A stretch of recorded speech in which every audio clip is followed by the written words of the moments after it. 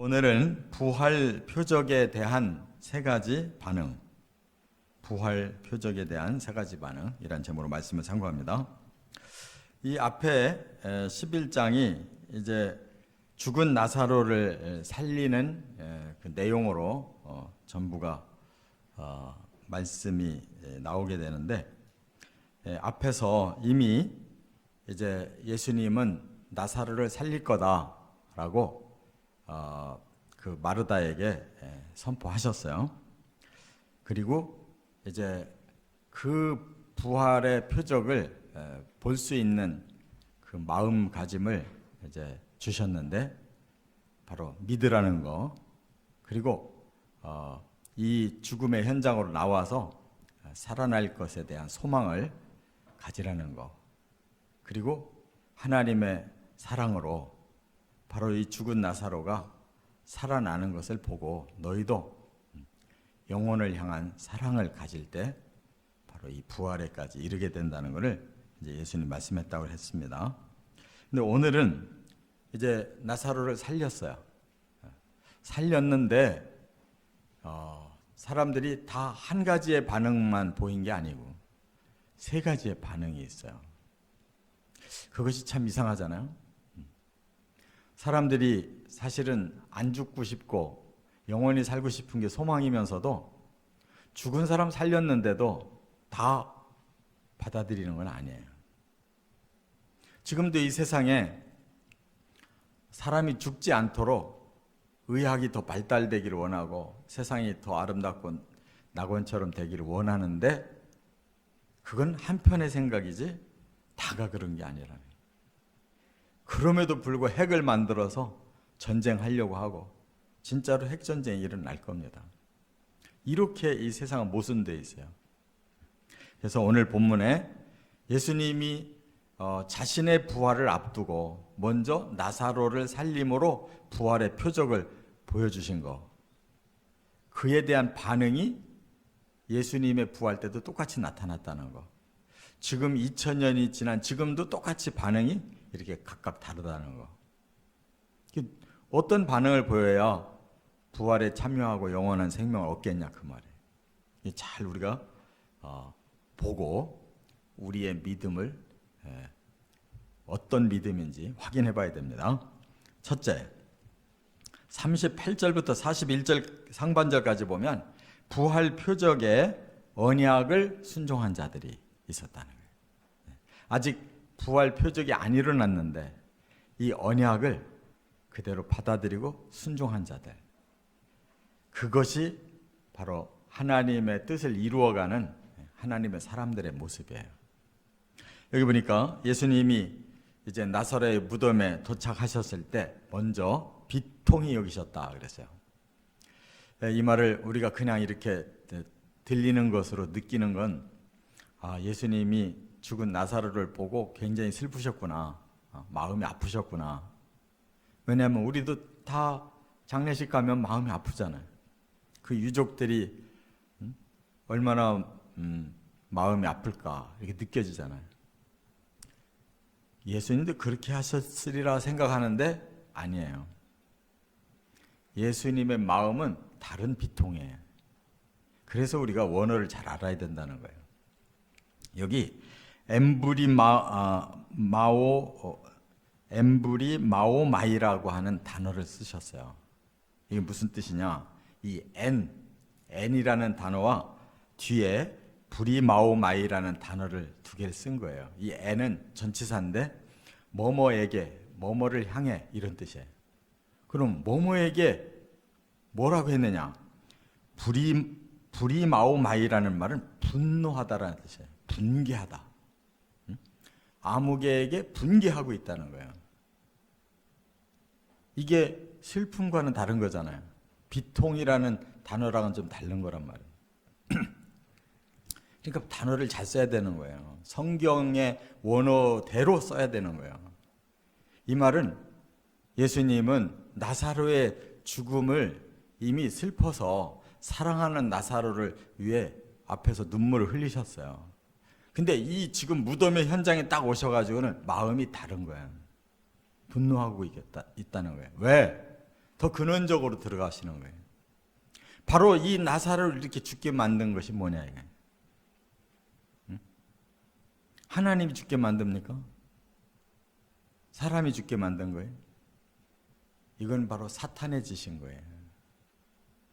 하나님의 그 계획을 방해하고 사람을 속여서 죄를 짓게 함으로 결국 공의의 원리대로 죄 지은 사람에게는 이러한 벌이 따르고 저주가 따른다는 거, 그건 원칙이에요. 그 상황 때문에가 아니고 그 원인 때문에. 이처럼 하나님의 철천지 원수 예수님이 이 땅에 사람으로 오셔서 지금 십자가로 죽으셔야 되고 다시 부활하셔야 되는 모든 이유는 사탄 때문인 거예요. 사탄이 하나님 대적하고 하나님 일을 방해하고 하나님이 사랑하는 자를 이렇게 죄짓게 하고 이렇게 망하게 하고, 이 모든 근원이 사탄에게 있는 거예요. 그렇기 때문에 예수님이 사탄을 놓고 분노하신다라는 말은 심판적인 선언이에요. 이렇게 하나님의 뜻을 대적하고 하나님이 사랑하는 자를 이렇게 죄로 인해서 이렇게 멸망을 당하게 하고, 그러나 바로 그리스도로 오신 예수님은 사탄을 정죄하시고 사탄을 심판하시겠다는 뜻이랍니다. 그래야 사람이 다시 살아날 수가 있고 영원한 생명을 다시 얻을 수가 있는 거예요. 이 원리를 꼭 깨달으시기 바랍니다. 우리가 예수를 믿는 것은 바로 그 예수님이 주신 그 권세를 가지고 우리가 사탄에게 그렇게 정면으로 우리가 대적하는 거예요. 선언하는 거예요. 우리를 멸망케 하려고 하는 사탄의 대적에 대해서 우리가 예수 그리스도의 이름으로 대적하는 거예요. 그래야 살아나는 거예요. 사탄을 이겨야 살아나는 거예요. 할렐루야. 이 예수님의 비통은 바로 사탄을 향한 분노, 심판적인 선언을 말씀하는 것이다. 그 말이에요. 그래서 이제 예수님은 당당하게 명령하셨어요. 그 돌이 그 시체를 감추기 위해, 굴 속에 있는 시체를 감추기 위해서 돌을 거기다 세워놨단 말이에요. 그대로는 사람이 살아나도 못 나와요. 그러니까 살릴 것을 전제하고 돌을 옮겨 놓으라고 그랬어요. 그때 마르다가 뭐라고 하느냐, 상식적인 말을 합니다. 우리 오라버니가 죽은 지가 나흘입니다. 지금 냄새가 나기 시작했습니다. 그 말은 뭐예요? 돌을 옮기면 뭐 하냐는 거지. 이미 다 끝났는데 왜 여기서 이렇게 하시려고 합니까? 그 말에. 시체를 보러 들어갈 겁니까? 이미 냄새 나고 모든 게 다 끝장났는데. 그 말이란 말이에요. 그때 예수님이 뭐라고 그랬어요? 내가 이미 내 말을 믿으면 살아난다라고, 내 영광을 볼 것이라고 말하지 않았냐. 앞에 뭐라고 그랬어요? 이미 23절에 25절 26절에 네가 나를 믿으면 죽어도 살고 살아서 믿는 자 영원히 죽지 않을 것이다 라고 말하지 않았냐. 네가 고백하지 않냐. 예수님은 그리스도십니다. 하나님의 아들이십니다. 뭐든지 하실 수 있는 분입니다. 네가 고백하지 않았냐. 지금 왜 다시 상식으로 돌아가가지고 이거 하면 뭐합니까? 라는 말을 하느냐. 그래서 마르다가 돌이키고 사람들에게 돌을 옮겨라. 그래서 돌을 옮겼다 그 말이에요. 여러분, 언약이라고 하는 것은 보이지 아니하는 하나님의 진리를 우리가 받아들인 거예요. 받아들여 놓고도 또 헷갈리면 또 다시 그걸 안 믿어요. 우리 믿음의 선조들도 보면 왔다 갔다 한 사람들 많잖아요. 우리 신앙생활도 맨날 왔다 갔다 하잖아요. 그러나 중요한 건 주의 말씀이 들릴 때 다시 언약을 붙잡고 순종하는 게 중요하단 말이에요. 그래서 마르다는 바로 순종합니다. 바로 그 언약을 다시 붙잡고 순종해요. 이게 신앙생활이에요. 우리가 어제까지는 뭔가 또 마음이 흔들리고 뭔가 세상적인 생각에 마음이 복잡했다 할지라도 잠자고 새로운 날을 맞이하면서 이 새벽에 나왔을 때 바로 이 말씀 들을 때 우리는 언약이 다시 회복될 줄 믿습니다. 그게 신앙생활인 거예요. 두 번째, 41절 하반절부터 45절까지는 부활의 표적을 보고 믿은 자들이 있었다 하는 거예요. 이제 예수님께서 먼저 하나님 앞에 기도를 하시는데 감사 기도를 하셨어요. 아직 아무 일도 안 일어났는데 예수님은 하나님 제 말을 듣고 응답 주셔서 감사합니다라고 하나님께 기도를 드려요. 그럼 뭘 의미하는 거예요? 예수님은 이 표적을 확신하고 계신 거예요. 아무 일이 안 일어났어도 예수님 마음에는 이미 표적은 너무 확실하게 일어난 거예요. 미리 감사드리는 하나님께 감사드려요. 하나님 제가 요청하는 기도에 응답을 주셔서 감사합니다. 제가 이렇게 말로 표현하는 이유는 하나님과의 대화가 그걸 드러내기 위한 게 아니라 저 사람들이 하나님과 저의 대화를 통한 그 내용을 듣고 믿기를 원해서 지금 이렇게 공개적으로 하나님께 감사를 드립니다라고 기도하고 있어요. 그러니까 예수님은 한순간도 흔들림이 없어요. 모든 것은 만세전 하나님이 계획하신 그대로를 다 완수하고 계신 거예요. 철저하게. 예수님이 좀 약한 모습을 보인 것은 딱 한 번뿐이에요. 겟세마네에서 가서 마지막 기도를 하실 때 이 잔을 지나갈 수 있다면 그렇게 해 주십시오. 심히 고민하고. 그처럼 사람의 생명이 죽음을 맞이한다는 문제가 그렇게 심각한 문제죠. 그러나 지금 이 시간 죽은 나사로를 살리는 것은 예수님은 아주 확신에 찬 이러한 기도로 사람들에게 이 표적을 보거든 믿을 수 있도록 해달라고 하나님께 더 한번 기도하고 있다 그 말이에요. 그때 예수님이 큰 소리로 나사로야 나오라 라고 이렇게 부르셨어요.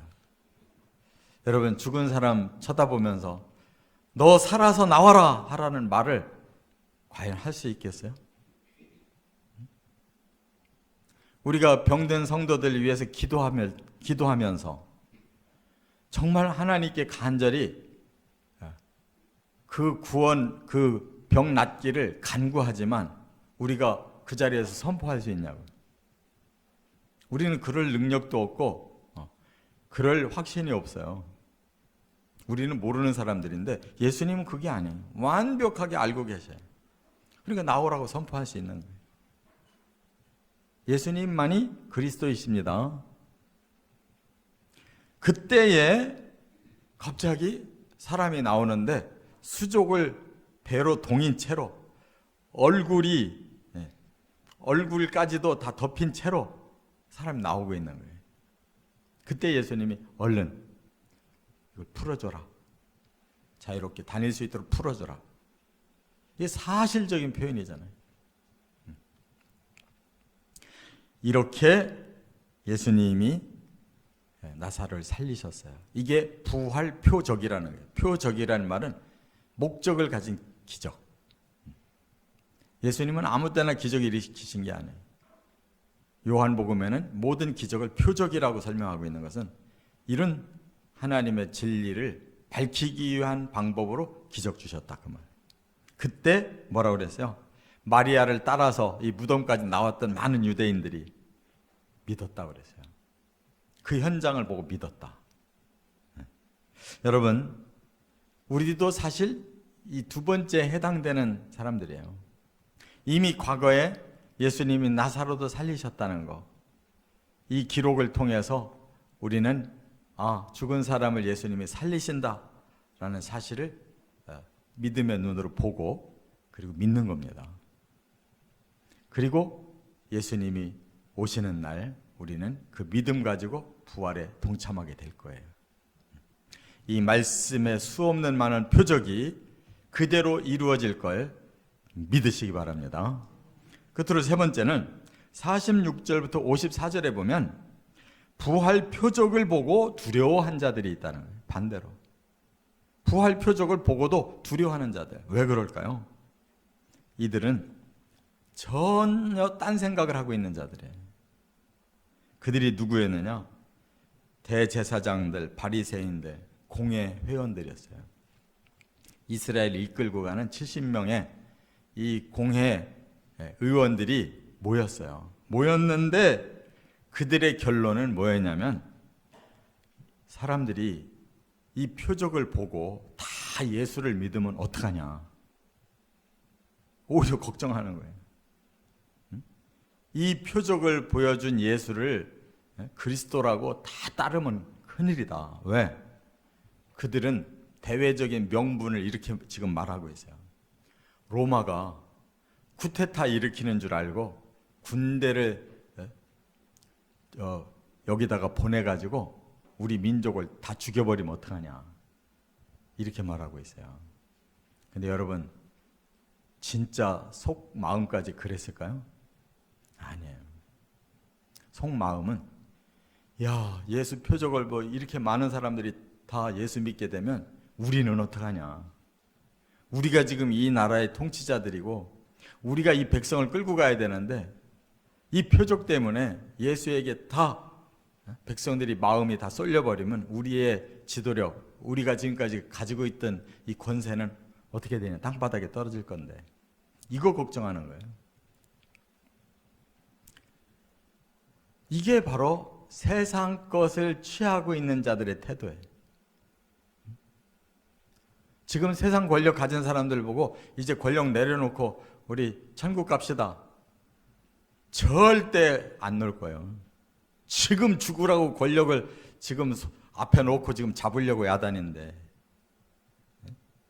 지금 1억 천금을 하려고 눈독을 드리고 있는 사람들한테 이제 그만 돈 내려놓고 천국 갑시다. 절대 안 가요. 지금 높은 명예가 내 앞에 지금 와 있는데 그거 이제 그만 포기하고 갑시다. 절대 포기 안 한다. 이게 사탄의 전략이에요. 사탄은 천국보다 여기가 더 좋다고 가르쳐준다. 그 맛을 느끼게 해줘요. 그러면 그 다음부터는 사람들은 거칠애로 종교 생활하지 진짜 믿음으로 신앙생활하는 게 아니에요. 이들은 다 종교인들이에요. 종교를 이용해서 세상의 것을 누리고 있는 거룩한 거짓말장이들. 이런 사람들이 얼마나 많은지 몰라요. 지금도. 하나님, 예수님, 성령님 이름 팔아가지고 먹고 사는 사람들이 얼마나 많은지 몰라요. 그들의 믿음으로 하는 소리가 아니라 종교인으로서 사람들한테 이걸 이용해서 가르치고 엉뚱한 건 자기들이 다 취하는 거예요. 이런 가짜들 때문에 예수님이 희생된 거잖아요. 그래서 그 해의 대제사장인 가야바라는 사람이 결론을 이렇게 내려요.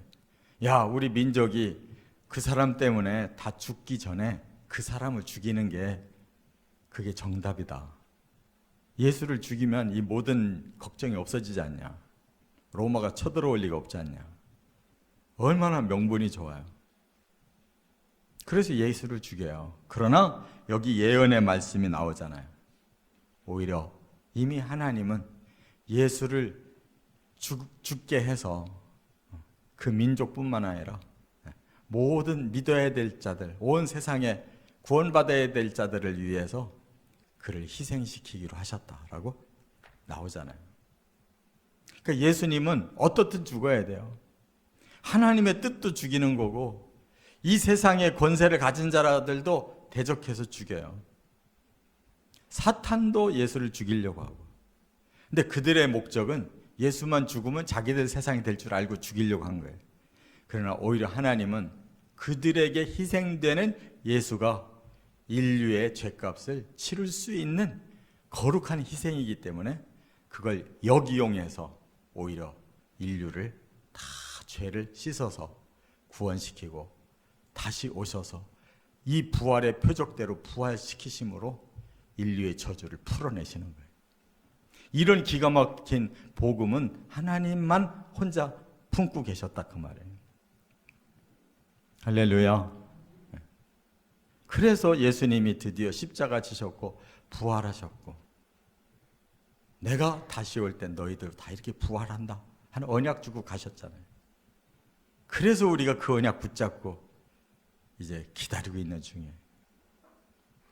이 세 번째 사람들이 되면 안 돼요. 이 세상 것에 취해서 부활도 싫다고 이렇게 거부해버리는 자들이 되면 안 된단 말이에요. 정말 우리 믿음을 다시 점검해 보세요.